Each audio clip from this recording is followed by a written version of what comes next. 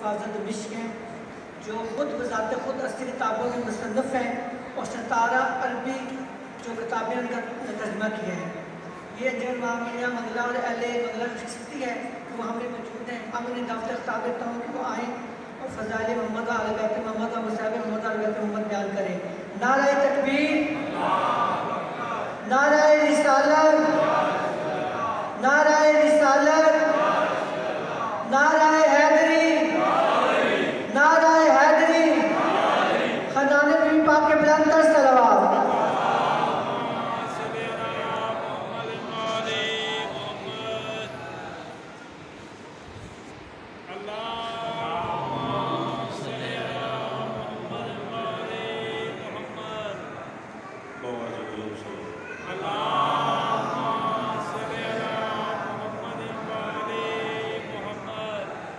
أعوذ بالله السميع العليم من الشيطان اللعين الرجيم بسم الله الرحمن الرحيم الحمد لله والصلاة والسلام على رسول الله وآله آل الله واللعنة الدائمة على أعدائهم أعداء الله أما بعد فقد قال سبحانه وتعالى في كتاب الله بسم الله الرحمن الرحيم لا يمسه إلا المطهرون صلوات اللهم صل على توجہ ہے کہ بات شروع کیجیے۔ بسم اللہ۔ مولا آپ سب کو سلامت رکھے۔ آپ کے علاقے میں پہلی بار آیا ہوں، اگر کوئی غلطی ہو جائے تو معاف کر دیجیے گا۔ بس آپ بزرگوں کی اور بھائیوں کی دعائیں لینے کے لیے حاضر ہوا ہوں۔ دیکھیے، جو کچھ سمجھ میں نہ آئے اس کو آل محمد کی طرف لوٹا دیں، لیکن جو بات سمجھ میں آ جائے اس پر پھر اتنی داد دیجیے کہ مجھے محسوس ہو کہ میرا خطاب علی کو ماننے والوں سے ہے، علی کو سوچنے والوں سے نہیں۔ کیونکہ اگر علی سمجھ میں آ جائے تو سوچنا کوئی بری بات نہیں ہے، لیکن لوگوں کی سوچ پر ہم اس وقت حیران ہوتے ہیں کہ جو اس کو سوچ رہے ہیں جس کو یا اللہ جانتا ہے یا نبی جانتا ہے۔ صلوات پڑھیے بواز اللہ۔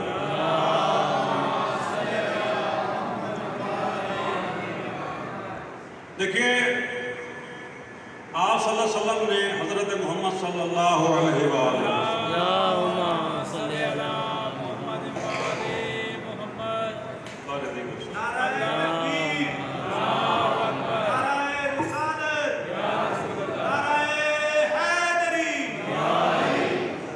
رسول خدا صلی اللہ علیہ وسلم نے دو چیزیں چھوڑی مسلمانوں میں، ایک کو ماننے کا حکم دیا، دوسری کو سوچنے کا حکم دیا۔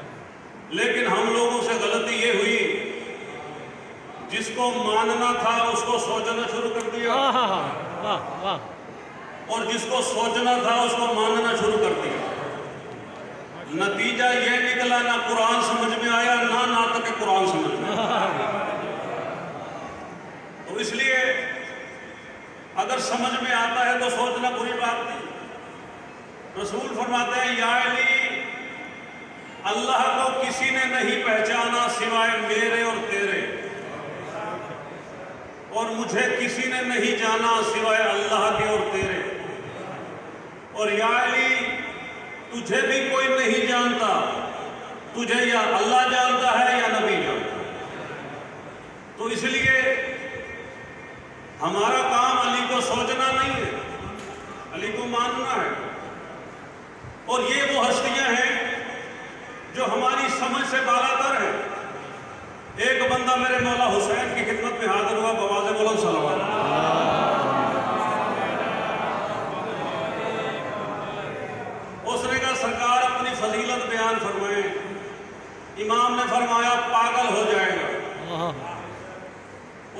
سرکار دسو تو صحیح، جب امام نے فرمایا اپنا کان میرے نزدیک کر، امام حسین علیہ السلام نے اپنی فضیلت کا ایک ہلکا سا اشارہ اس کے کان میں کیا فرمایا؟ پہلے تو وہ سیدھا چل کے آ رہا تھا، پھر الٹا چلنے لگا، پاگل ہو گیا۔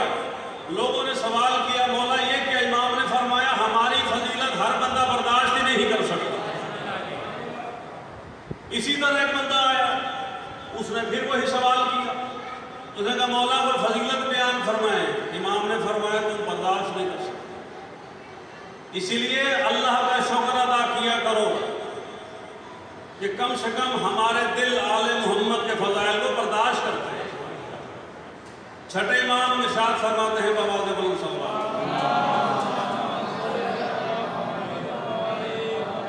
چھٹے امام ارشاد فرماتے ہیں کہ من وجد برد حبنا علی قلبہ، جو بندہ ہماری محبت کو اپنے دل کی ٹھنڈک محسوس کرے، جو بندہ ہماری محبت کو اپنے دل کا سکون، اپنے دل کی ٹھنڈک محسوس کرے، اس کو چاہیے کہ وہ گھر جا کے ماں کے قدموں پر اماں کا شکریہ ادا کرے کہ اے ہماری والدہ تو نے ہمارے باپ کے ساتھ خیانت نہیں کی۔ تو یہ فضائل آل محمد جو لوگ برداشت کرتے ہیں، یہ بھی آل محمد کی ایک عطا ہے۔ اس لیے جو سمجھ میں آ جائے اللہ کا شکر ادا۔ میں نے ایک مختصر سی آیت آپ کے سامنے پڑھنے کا چاہتا ہوں۔ ارشاد ہو رہا ہے لا یمسہ الا المطہرون، اس قرآن کو سوائے مطہرون کے کوئی مس ہی نہیں کر سکتا۔ توجہ کیجئے، قرآن مجید کو سوائے مطہرون کے کوئی مس نہیں کر سکتا۔ اب مس کا مطلب کیا ہوتا ہے جو اہل لغت نے لکھا؟ اہل لغت کہتے ہیں کہ مس کا مطلب ہوتا ہے ہاتھ لگانا۔ تو معلوم یہ ہوا کہ قرآن کو سوائے مطہرون کے کوئی ہاتھ بھی نہیں لگا سکتا۔ لیکن برادران نے جو اس آیت کا ترجمہ کیا، انہوں نے یہ ترجمہ کیا کہ اس قرآن کو کوئی بغیر وضو ہاتھ نہیں لگا سکتا۔ بابا سے بولو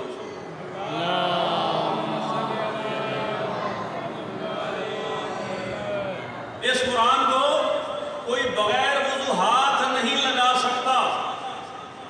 میں منبر پہ کھڑا ہو کر مولا کو گواہ بنا کے کہتا ہوں یہ آیت کا ترجمہ ہے ہی نہیں،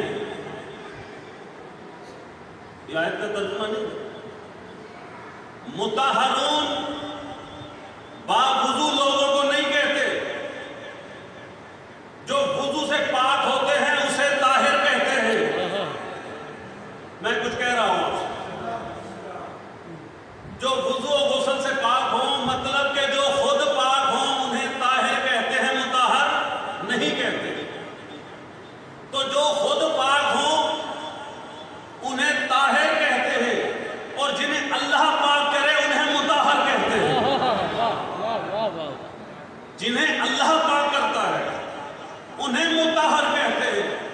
تو اس آیت میں اللہ ان لوگوں کا ذکر نہیں کر رہا جو خود پاک ہوتے ہیں، بلکہ مطہر کا مطلب ہے جن کو اللہ نے پاک کر کے بھیجا۔ میرے مولا حسین کی ولادت ہوئی، جناب صفیہ نے اٹھایا، رسول خدا نے فرمایا پھوپھی اماں میرے نواسے کو میرے ہاتھوں پہ دو۔ توجہ، میرے نواسے کو میرے ہاتھوں پہ دو۔ بی بی نے فرمایا ابھی ہم نے حسین کو پاک نہیں کیا۔ توجہ، ابھی ہم نے حسین کو پاک نہیں کیا۔ چہرے رسالت پہ جلال آیا، فرمایا پھوپھی اماں کیا آپ اسے پاک کریں گی؟ ارے یہ تو وہ ہے جسے اللہ نے پاک کر کے بھیجا ہے، یہ تو وہ ہے جسے اللہ نے پاک کر کے بھیجا ہے، یہ وہ خاندان ہے جن کو اللہ نے پاک کر کے بھیجا۔ इन्नमा युरीदुल्लाहु लियुज़हिबा अन्कुम अर्रिज्सा अहलल बैति व युत्ताहिरकुम तत्हीरा।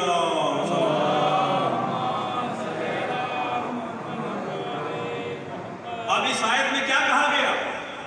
इस आयत में यही कहा गया ना कि अल्लाह ने फरमाया, ऐ अहले बैत, अल्लाह का तुम्हारे बारे में यह इरादा है कि वो तुम्हें ऐसा पाक रखे जैसा पाक रखने का हक है। और इस आयत का शान नज़ूल पता क्या है? जो हम आप हर जुमेरात को हदीस किसा पढ़ते हैं। हदीस किसा आयत तत्हीर का शान नज़ूल है। जो भी मासूम आया उसने कहा, अम्मा मुझे नाना की खुशबू आ रही है। समझो, इमाम हुसैन अलैहिस्सलाम आए, अम्मा मुझे नाना और भाई की खुशबू आ रही है। अमीरुल मोमिनीन आए, फरमाया, सैयदा मुझे अपने भाई और 2 बेटों की खुशबू आ रही है। भाई ये खुशबू का क्या चक्कर है? हर मासूम के अंदर एक ऐसी खुशबू होती है जो उस मासूम की पहचान का जरिया होता है। और इसकी दलील मैं कुरान से दूंगा।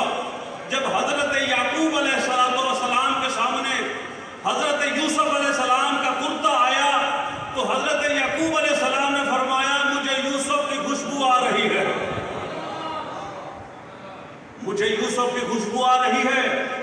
ये मासूम की सिफत होती है। अच्छा, फिर एक और बात है, जब जिब्राइल आए, अल्लाह से तो इजाजत मांग के आए थे, लेकिन जब यहां पहुंचे एक दफा फिर इजाजत मांगे, या रसूलुल्लाह क्या मुझे इजाजत है कि मैं भी अंदर आ जाऊं? तो इसका क्या मतलब था? इसका मतलब ये था कि जिब्राइल की सीरत ने हमें यह सिखाया कि अल्लाह की तरफ अगर इजाजत हो भी सही, मोहम्मद के दरवाजे पर फिर भी इजाजत मांगनी पड़ती है। और ये क्यों ना मांगे? ये वो घराना है कि जिनके घर की चक्कियां फरिश्ते चलाते हैं, हसनैन की लोरी देते हैं, दर्जी बन के आते हैं, और मौला अमीरुल मोमिनीन फरमाते हैं, कायनात में कोई फरिश्ता ऐसा नहीं है जो हमारी इजाजत के बगैर कदम भी उठाता हो। आप देख लें, जिन्हें अल्लाह सजा दे ये उसे बचा देते हैं। बुतरस फरिश्ते को अल्लाह ने सजा दी थी, वो हुसैन की खिदमत में आया और नबी ने फरमाया, हुसैन के झूले से मस करो। तवज्जो कीजिएगा, हुसैन के झूले से मस करो। तो हदीस से साबित हुआ कि झूला भी शिफा देता है। हुसैन के झूले से मस किया, बुतरस के पर आए और उसने जुमला कहा, मम मिसली, मुझ जैसा कौन है? एक फरिश्ते ने कहा, पहले भी तुझे इसी वजह से सजा मिली थी और अब तू फिर मम मिसली कह रहा है। वो कहता है, पहले मैं जो भी था, लेकिन अब मैं हुसैन का फरिश्ता हूं, हुसैन का आजाद करदा गुलाम हूं। क्योंकि अल्लाह सबको सजा देता है, लेकिन हुसैन के गुलामों को सजा नहीं देता। सलावत पढ़िए मौला।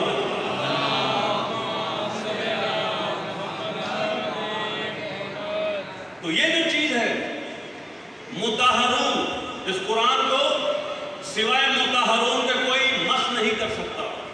और मुताहरून से मुराद वो लोग हैं जिन्हें अल्लाह पाक करके भेजता है, और उन लोगों से मुराद आले मोहम्मद हैं, मोहम्मद और आले मोहम्मद हैं। तो तर्जुमा क्या हुआ कि कुरान को सिवाय मोहम्मद और आले मोहम्मद के कोई मस नहीं कर सकता। यहां मस का मतलब हाथ लगाना नहीं, यहां मस का मतलब है कुरान मजीद की तफसीर करना। आज तो बड़े बड़े मुफस्सिर कुछ जैसे फलां भी मुफस्सिर कुरान है, फलां भी मुफस्सिर कुरान है, मैं भी मुफस्सिर कुरान हूं। मैं अपने मजहब का अकीदा बताने आया। शिया इस्ना अशरिया इमामिया के नज़दीक कुरान की तफसीर सिर्फ मासूम कर सकता है, गैर मासूम कुरान की तफसीर नहीं कर सकता। ये मैं बड़ी जिम्मेदारी से कह रहा हूँ। उसकी वजह क्या है? उसकी मैं वजह बताना। عقلی دلیل ہے، بچے بھی سمجھیں گے۔ اس کی وجہ یہ ہے کہ قرآن ہے اللہ کی گفتگو کا نام، قرآن ہے اللہ کا کلام، اور کسی کا کلام اس وقت تک سمجھ میں نہیں آتا جب تک اس کا مزاج بندے کو معلوم نہ ہو۔ آج لوگوں کو علامہ اقبال کے شعروں کی تشریح کا پتہ نہیں، وہ بھی قرآن کی تفسیر لکھنے بیٹھتے ہیں۔ جب تک کسی بندے کے مزاج کو آپ نہ جانتے ہو، آپ اس کی گفتگو کو سمجھ ہی نہیں سکتے۔ اور مزاج کا نام ہے معرفت، مزاج شناسی کا نام ہے معرفت۔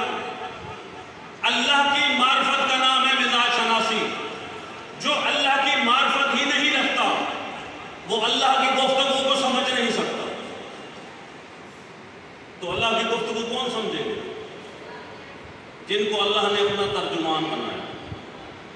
اب ترجمان بھی میں بتا دوں کون ہوتا ہے۔ جب باہر کے ممالک سے سفیر آتے ہیں، کوئی سعودیہ سے آتا ہے، کوئی امریکہ سے آتا ہے، تو ان کے ساتھ ایک ترجمان ہوتا ہے۔ وہ ترجمان ان کی گفتگو کو آگے بیان کرتا ہے۔ اور یہاں پر بھی ایک ترجمان ہوتا ہے جو ہماری گفتگو کو اس کے سامنے بیان کرتا ہے۔ ترجمان کا کام ہوتا ہے کہ وہ اگلے کی گفتگو کو دوسرے کے بارے میں سمجھانا۔ تو اللہ کی گفتگو کو کس نے سمجھانا تھا؟ اس نے سمجھانا تھا جن کو اللہ نے ترجمان بنایا۔ معصوم فرماتے ہیں ہم اللہ کی وحی کے ترجمان ہیں، ہم اللہ کی وحی کے ترجمان ہیں۔ تو قرآن کی تفسیر جب بھی حاصل کرنی ہے معصوم سے کرنی ہے۔ یہی مطلب ہے اس آیت کا، لا یمسہ الا المطہرون، کہ قرآن کو کوئی مس نہیں کر سکتا سوائے مطہرون کے۔ اور سب سے پہلے جو قرآن کی تفسیر دنیا میں آئی وہ امیر المومنین نے کی۔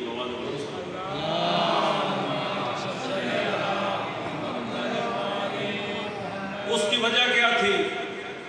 کیونکہ امیر المومنین نے فرمایا کہ علمنی رسول اللہ الف باب، کہ رسول نے مجھے 1000 علم کے باب عطا فرمائے، اور پھر میں نے ہر باب سے 1000 باب علم کے اور نکالے۔ علم معصوم کا جو علم ہوتا ہے وہ صرف ظاہری چیزوں پر محیط نہیں ہوتا، کائنات کی تمام اشیاء کا علم ہوتا ہے آل محمد کے پاس۔ اس کی میں پہلے دلیل دوں گا۔ میرے مولا نماز پڑھنے لگے، یہودیوں نے سازش کی آج ہم نے علی کو نماز نہیں پڑھنے دی۔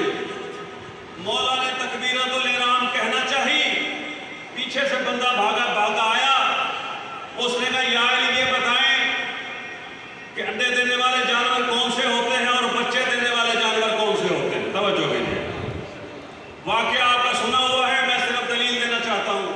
علم امام کی کہ امام کا علم کیا ہوتا ہے؟ اس نے کہا یا علی، یہ مولا کے ہاتھ یہیں پہ کھڑے ہیں کہ تکبیر کہیں۔ پیچھے سے اس نے سوال کیا، کہتا ہے یا علی یہ بتائیں کہ انڈے دینے والے جانور کون سے ہوتے ہیں اور بچے دینے والے کون سے ہوتے ہیں؟ میرے مولا نے فرمایا جن کے کان باہر ہوتے ہیں وہ بچے دیتے ہیں، جن کے اندر ہوتے ہیں وہ انڈے دیتے ہیں۔ اللہ اکبر۔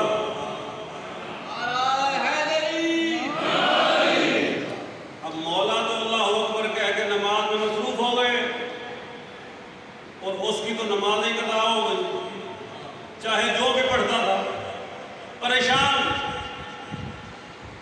اس مولا کے اس جملے پر ایک انگریز محقق نے تحقیق کی۔ 30 سال تک وہ دنیا کے گوشے گوشے میں گھومتا رہا۔ وہ جنگلوں میں گیا، پہاڑوں میں گیا، سمندروں کی گہرائی میں گیا، آبی جانوروں کو دیکھا، حشرات الارض کو دیکھا، اڑنے والے پرندوں کو دیکھا، آسمانی مخلوقات کا جائزہ لیا، لیکن جہاں بھی گیا مولا کا کلام سچ ثابت ہوا۔ وہ یہ لکھنے پہ مجبور ہو گیا۔ وہ کہتا ہے میں نے 30 سال تحقیق کی، میں اس نتیجے پر پہنچا ہوں کہ جس نے بھی یہ فرمایا ہے یا تو ساری کائنات اس نے خلق کی ہے، یا جب کائنات خلق ہو رہی تھی وہ دیکھ رہا تھا۔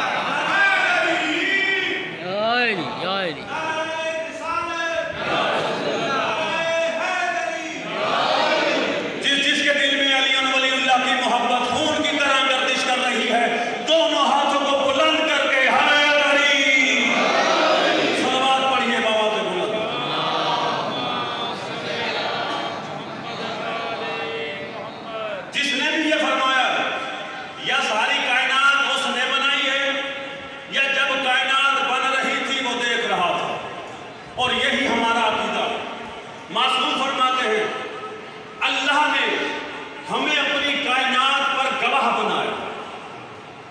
قرآن کی آیت میں پڑھتا ہوں, اللہ نے فرمایا کیا تم نے شیطان کو اور اس کی اولاد کو ولی بنا رکھا ہے؟ توجہ دیجیے, کیا فرمایا؟ کیونکہ میری عادت ہے جب تک میرے مجمع کو سمجھ نہ آئے میں آگے نہیں بڑھتا, مقصد ہمارا سمجھانا ہوتا. اللہ نے فرمایا کیا تم لوگوں نے شیطان کو اور اس کی اولاد کو ولی بنا رکھا ہے حالانکہ میں نے ان کو کائنات کی خلقت کا گواہ ہی نہیں بنایا تھا. حالانکہ میں نے ان کو کائنات کی خلقت کا گواہ بھی نہیں بنایا تھا. مفہوم کیا نکلا؟ مفہوم یہ نکلا کہ اللہ کا ولی وہ ہوتا ہے جو کائنات کی خلقت کا بھی گواہ ہوتا ہے. اللہ کا ولی وہ ہوتا ہے جو کائنات کی خلقت کا بھی گواہ ہوتا ہے. آیت رکی نہیں, ابھی آیت رکی نہیں, آیت کا اگلا جملہ بھی ہے. اگلا جملہ کیا ہے؟ آیت نے کہا کہ ولی خدا صرف کائنات کی خلقت کا گواہ نہیں ہوتا بلکہ اپنی خلقت کا بھی گواہ ہوتا ہے. بلکہ اپنی خلقت کا بھی گواہ ہوتا ہے. ہم ان کو ولی نہیں مانتے جو اپنے آپ کو بھی نہیں جانتے. ہم ان کو ولی مانتے ہیں جو کائنات کا علم رکھتے ہیں اور کائنات کی ہر چیز پر. اب مولا کیونکہ ولایت علی علیہ السلام وواجد الصلوات پڑھے,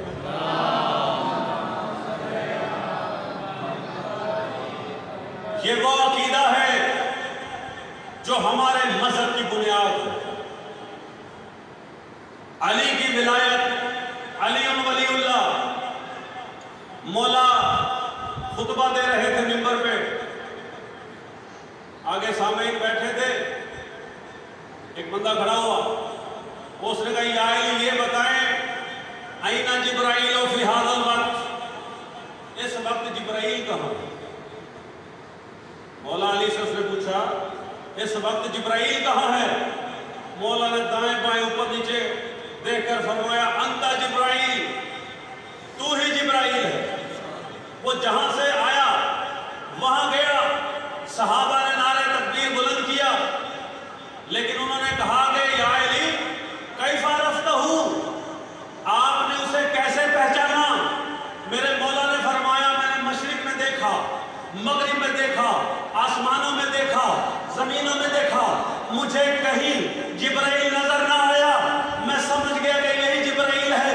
میں جملہ عرض کرنا چاہتا ہوں, ارے امام ولی وہ نہیں ہوتا کہ جس کو اپنا پتہ نہ ہو, بلکہ امام ولی وہ ہوتا ہے جو کھڑے کھڑے کائنات کی خلقت کا مطالعہ کر لیتا. اے علی, اسے کہتے ہیں امام اور ولی.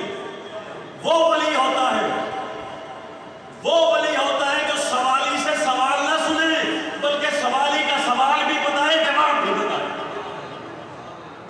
آپ دیکھ لیں, مولا کے پاس ایک بندہ آیا, اس نے کہا یا علی سوال ہے. مولا نے فرمایا سوال بھی بتاؤں یا جواب صرف بتاؤں؟ اس نے کہا جی سوال بھی بتائیں. مولا نے سوال بھی بتایا اور جواب بھی بتایا. اس کو کہتے ہیں ولی. اچھا, ایک بندہ آیا مولا کے پاس, کیونکہ بعض لوگ حیران ہوتے تھے. حیرانگی کی کئی قسمیں ہوتی ہیں. ایک حیرانگی ہوتی ہے خوشی کی, ایک حیرانگی ہوتی ہے بغض کی. اس نے کہا یا علی, توجہ کیجیے گا, مولا آپ سب کو سلامت رکھیں. اس نے کہا یا علی آپ بڑی جلدی کرتے ہیں. وہ کہتے ہیں آج کل بڑے مہربان بھی آ جاتے ہیں کہ جی آپ اتنی محنت نہ کیا کریں, تھوڑا صبر کیا کریں. خیر آیا, مولا تھوڑا سوچ لیا کریں, اتنی جلدی جواب نہ دیا کریں, ہو سکتا ہے. اب وہ کون سا معصوم مانتے ہیں. اس نے کہا یا علی آپ جواب دینے میں بڑی جلدی کرتے ہیں. امام نے فرمایا تو مجھے یہ بتا تیرے ہاتھ کی انگلیاں کتنی ہیں؟ توجہ کیجیے گا. مولا نے فرمایا مجھے یہ بتا تیرے ہاتھ کی انگلیاں کتنی ہیں؟ اس نے بغیر دیکھے بغیر سوچے سمجھے کہا کہ 5۔ امام نے فرمایا تو نے سوچا کیوں نہیں، تو نے دیکھا کیوں نہیں؟ اس نے کہا جی میرا ہاتھ ہے 24 گھنٹے میرے سامنے رہتا ہے، مجھے سوچنے سمجھنے کی ضرورت ہی نہیں ہے کیونکہ میں اپنے ہاتھ کے بارے میں بغیر دیکھے بتا سکتا ہوں۔ امام نے فرمایا جس طرح تیرا ہاتھ 24 گھنٹے تیرے سامنے رہتا ہے اس طرح ساری کائنات ہر وقت میرے سامنے رہتی ہے۔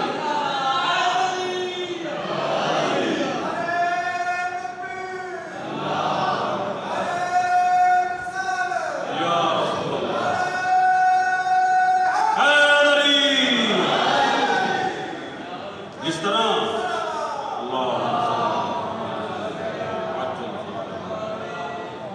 اس طرح تیرا ہاتھ ہر وقت تیرے سامنے رہتا ہے، اس طرح ساری کائنات میرے سامنے رہتی ہے۔ اس کو کہتے ہیں ولایت۔ اب ولایت کا مطلب ایک اور بھی ہوتا ہے، اللہ کا ولی وہ ہوتا ہے کہ جس کا کہنا ساری کائنات مانتی۔ اگر وہ کہتا ہے دیوار کو اشارہ کرے دیوار آ جاتی، درخت کو اشارہ کرے درخت چلتا ہوا آ جاتا ہے۔ یہ تو بلکہ مولا نے فرمایا یہ تو مومن کی فضیلت ہے۔ توجہ کیجئے گا، میرے مولا سے کسی نے پوچھا مولا یہ بتائیں مومن کون ہوتا ہے؟ توجہ، مولا یہ بتائیں مومن کسے کہتے ہیں؟ امام نے فرمایا مومن وہ ہوتا ہے جو دیوار کو اشارہ کرے سونے کی ہو جائے وہ سونے کی ہو جائے گی۔ اب جیسے آپ خاموش ہوئے سوال کرنے والا بھی خاموش ہو گیا اور وہ دیکھتا رہ گیا، اس کی نظریں دیوار میں جمی رہ گئی۔ مولا نے فرمایا کیا بات ہے، پریشان کیوں ہے؟ اس نے کہا یا علی پریشان تو میں اس لیے ہوں آپ نے تو ابھی کہا ہی نہیں اور وہ سونے کی ہو گئی۔ آپ نے تو کہا ہی نہیں وہ سونے کی ہو گئی۔ امیر المومنین نے فرمایا ارے وہ مومن کی شان ہے، میں تو امیر المومنین ہوں۔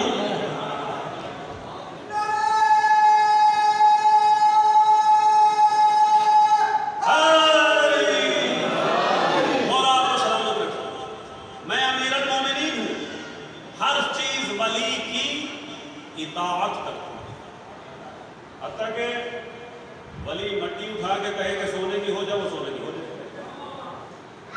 مولا کوفے میں تشریف فرما تھے، کوفہ کا منبر، ایک بندہ کھڑا ہو گیا، کیونکہ آپ کو پتہ ہے مومنین میں جذباتی بھی ہوتے لیکن وہ دل کے اچھے ہوتے، ان کی قدر کیا کرتے۔ مولا کے سامنے کھڑا ہو گیا، اس نے کہا یا علی آپ کے دشمن شام میں بیٹھ کر آپ کو برا بھلا کہتے رہتے ہیں تو کیا آپ ان کو کچھ کر نہیں سکتے؟ چہرے پہ جلال آیا، ولایت تقویدیہ کے اثرات ظاہر ہوئے۔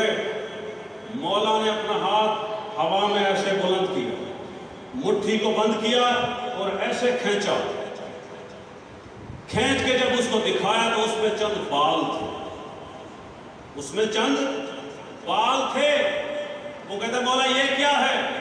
امام نے فرمایا آج کی تاریخ لکھ لے اور شام کا سفر کر دربار میں جا کے پوچھنا کہ فلاں تاریخ کو شام میں کیا ہوا تھا۔ پوچھنا جا کے کہ دربار میں کوئی ہلچل ہوئی تھی؟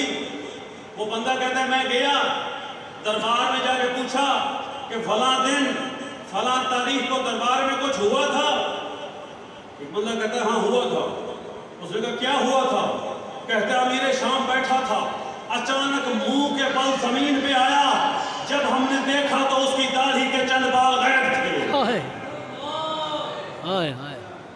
یہ ہوتی ہے ولایت، اور ولایت کا ایک معنی یہ بھی ہوتا ہے کہ مخلوق اطاعت کرتی ہے۔ آپ نے سنا ہوا ہوگا واقعہ کہ رسول خدا نے فجر کی نماز ادا کی بآواز بلند صلوات۔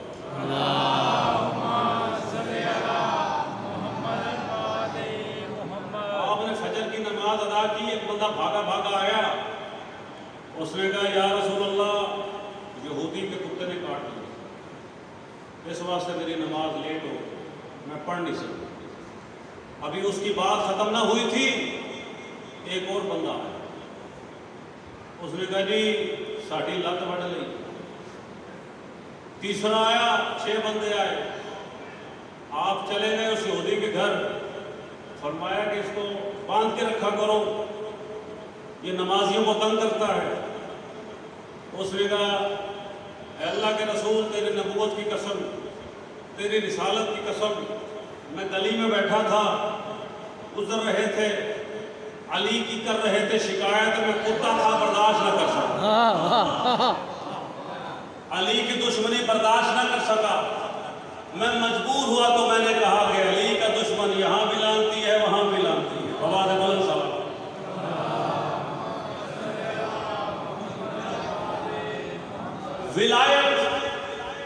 ولایت کیا ہوتی ہے؟ ولایت اسی کا نام ہے کہ اللہ نے فرمایا، اب میں حدیث قدسی پڑھنا چاہتا ہوں، پہلے حوالہ دوں گا تاکہ میرے برادران کو کسی قسم کا شک شبہ نہ رہے۔ ہمارے مذہب کے بہت بڑے عالم دین علامہ ہور عاملی رحمۃ اللہ علیہ، انہوں نے اپنی کتاب جواہر السنیہ میں لکھا ہے کہ اللہ نے فرمایا اے ابن آدم اتینی، تو میرا کہنا مان، اجعلک مثلی، میں تجھے اپنے جیسا بنا دوں گا۔ توجہ کیجئے گا، ابھی آگے سنیے گا، اجعلک مثلی، میں تجھے اپنے جیسا بنا دوں گا۔ کیسے؟ فرمایا جیسے میں کسی شے کو خلق کرنے کے لیے کون کہتا ہوں تو وہ ہو جاتی ہے، پھر تو بھی کون کا ارادہ کرے گا وہ ہو جائے گی۔ اب سوال ہے کہ ابن آدم نے اللہ کی اطاعت کی ہے یا نہیں کی؟ تو جو ابن آدم اللہ کی اطاعت کرے گا اللہ اسے ولایت عطا کرے گا۔ اس کا مطلب ہوتا ہے ولایت، اللہ کی صفات کا مظہر۔ ناد علی مظہر العجائب، اللہ نے فرمایا تھا نا رسول خدا صلی اللہ علیہ وسلم کو کہ اے میرے حبیب، تو پکار اس علی کو جو مظہر العجائب ہے۔ یہ کون کہہ رہا ہے؟ یہ اللہ کہہ رہا ہے کہ جو مظہر العجائب ہے، عجائبات کا مظہر ہے۔ ایک چیز ہوتی ہے عجیب، ایک ہوتی ہے حقیق۔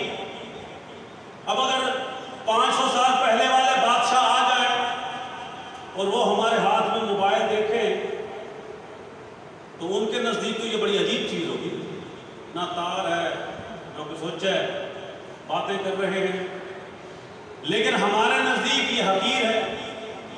اب یہ جملہ نبی نے نہیں کہا کہ علی مظہر العجائب ہے، یہ اللہ نے کہا ہے کہ علی مظہر العجائب ہے، یعنی جو چیزیں اللہ سمجھتا ہے کہ وہ عجیب ہیں، علی ان کا مظاہر ہے۔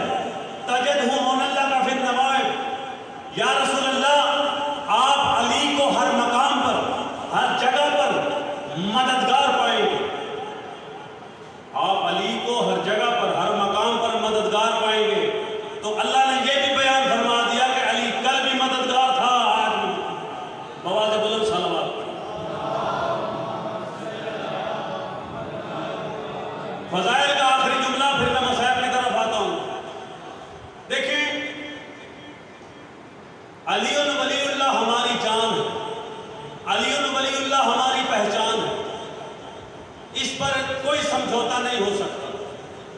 ایک بندہ امام جعفر صادق علیہ السلام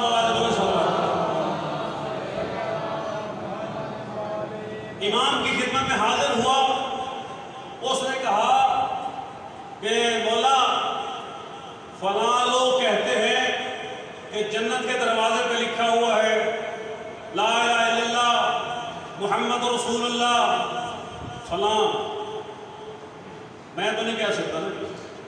اس نے کہا کہ مولا جنت کے دروازے پر وہ کہتے ہیں، برادران کہتے ہیں کہ جنت کے دروازے پہ لکھا ہوا ہے لا الہ الا اللہ محمد رسول اللہ فلاں۔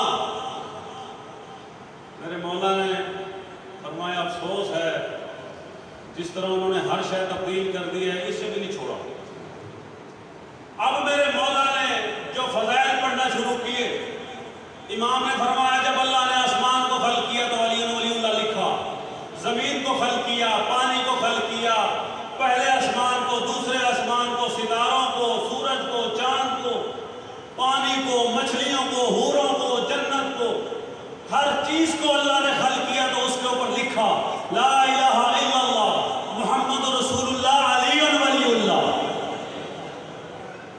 लिखा ला इलाहा इल्लल्लाह मुहम्मद रसूलुल्लाह अली अमीर अल-मोमिनीन। और फिर फरमाया इज़ा क़ाल अहदुकुम ला इलाहा इल्लल्लाह मुहम्मद रसूलुल्लाह फलियकुल अली अमीर अल-मोमिनीन। फरमाया तुम में से जहां भी जिस वक्त भी कोई ये कहे ला इलाहा इल्लल्लाह मुहम्मद रसूलुल्लाह अली वलीउल्लाह बवाज़ बुलंद सलवात।